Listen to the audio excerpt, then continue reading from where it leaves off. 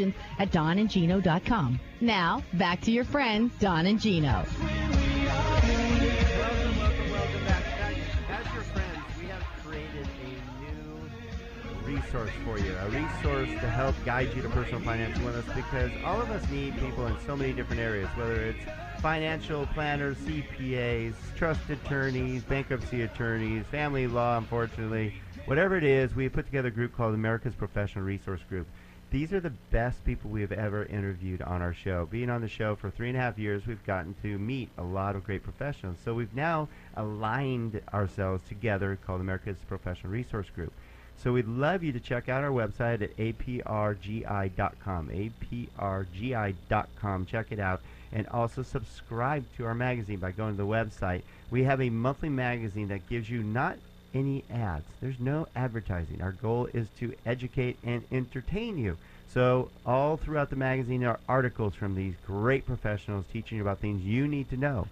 And also there's some great entertainment pieces locally from some of the best. We have a foodie section with restaurants that are giving away their secret recipes. That's right. We had the Chilean sea bass from Salt Creek in the magazine. How about that? Everybody loves that. We have the Man Cave for men. We have In Style for women. We have the Going Green, teaching about how to go green. There's so many great sections in this thing that you need to check it out. Again, aprgi.com. And you can just subscribe. It's an online magazine, no fluff, no sales, just great information. So check it out. All right. So we're here with Mike Mersola and my co-host, Mr. Daniel Hunt. Yes, good to be here. All right. Dan's one of he's actually our first mortgage planner that we brought in with Cherry Creek when we started here about 2.5 years ago. So thank you for being part of our team, buddy. Love it here. And you're killing it. You're helping a lot of people right now. Best company I've ever been with. I think it's because of you, especially John, Don. Oh. I've been meaning to say that for a long time. Wow. I didn't pass him a note or anything.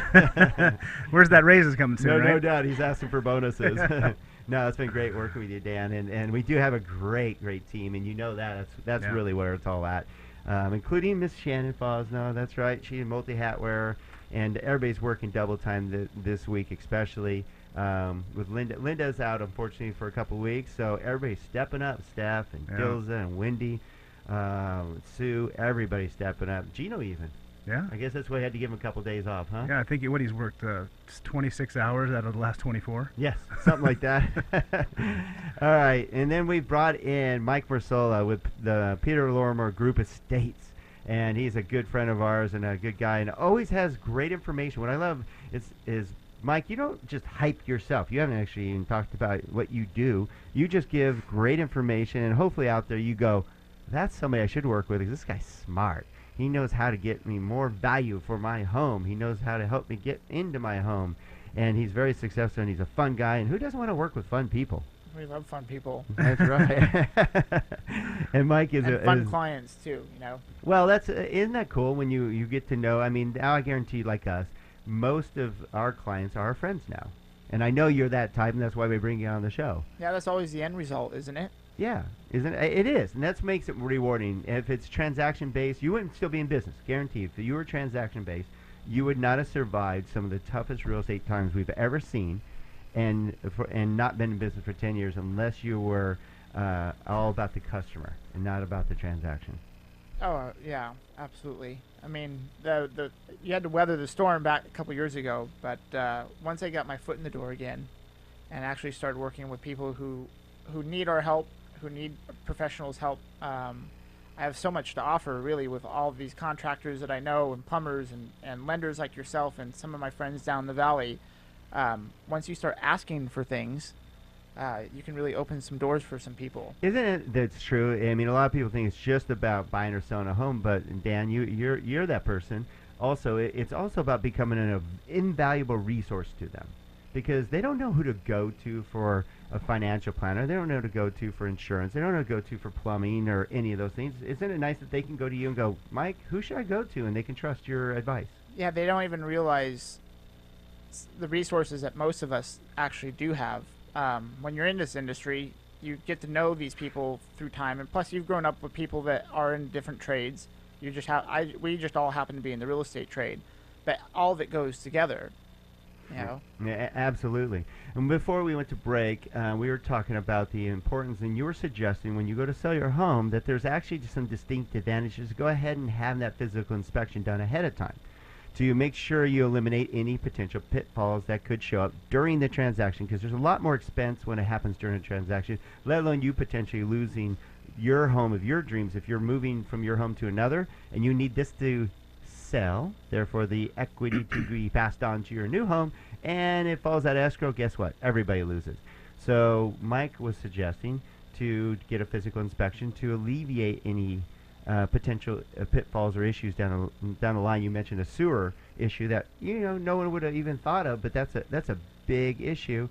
But also, I think that don't you agree that could be a huge advantage when you look at one home versus another, and you say, hey, we're going to eliminate your fears of how much money you're going to have to put into your new home by we've already done the physical inspection and everything is done and it's ready for you to move in? Yep. As a real estate agent, you have an option to put in documents into the multiple listing service. So if you have that physical inspection report and you even have the sewer report, and the way my friend does it is he records it and he puts it on YouTube. Now imagine if those two documents, the physical inspection document and then the sewer line inspection with a YouTube video, is then linked into the MLS stuff, and your buyer's agent is able to access the physical inspection report and the sewer inspection and say, okay, this house is clear. So does he actually film himself during the inspection? No, there's a camera at the end of the like a colonoscopy. Oh, okay. No, it is. Yeah, exactly. I'm not putting mine on YouTube. Yeah, that will not be going on YouTube. No. It's Wrong video. Sorry. It's just an easier way of getting, presenting the information that's out there. You can see clearly, hey, there's a blockage, or the oak tree, smashed the clay line, or the ABS took a right instead of going straight. Right. So he's able to very visually and detail orientated. He's able to see where that pipe goes. Right. And there was a dip in the sewer line by a significant amount. So it's just a shift in the earth, basically, that caused it, I'm sure. Or a compaction, a wrong Right. compaction. Okay. All right, so we've expressed the values of physical inspection, the way to make your home more valuable to the other one, because when you move into a home, you don't want to spend any more money initially on repairs. So if you eliminate that up front, it makes your house more attractive than the one next to it. Well, speaking of making a home more attractive versus the competition, you've come up with something that unfortunately a lot of real estate pros just don't want to hassle with, but you've found a huge advantage, and that's staging a home. Yep. What does that mean? Staging a home would be a complete organization of your home.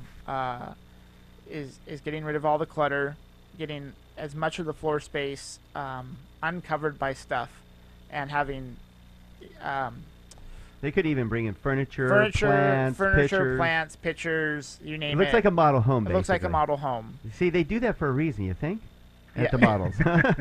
You guys up here in model Valencia, we all moved up here to Valencia. When we would see these model homes up here, you would be like, I'm moving. And I'm moving into this one. And this one. I want this one right Move here. all the salespeople furniture. out. I want all the salespeople out of here. I'm moving into this one. Right. And it works. And a friend of mine, she uses a lot of color in her staging.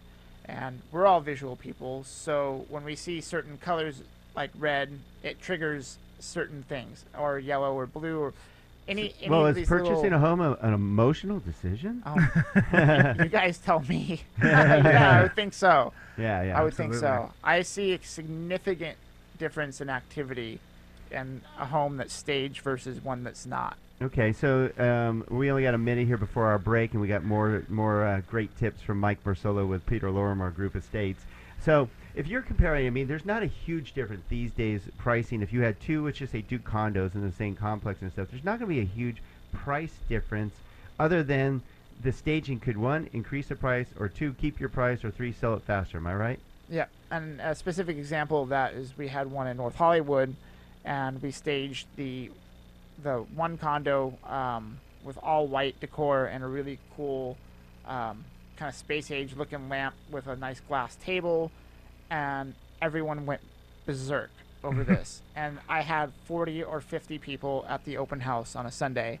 And even the brokers open on that Friday, I had 10 brokers come through and a handful of buyers. Okay, so you're going to want to stay tuned. So if you're selling your home, Mike is sharing tips how to get just a boatload of people interested in your home versus your competitors.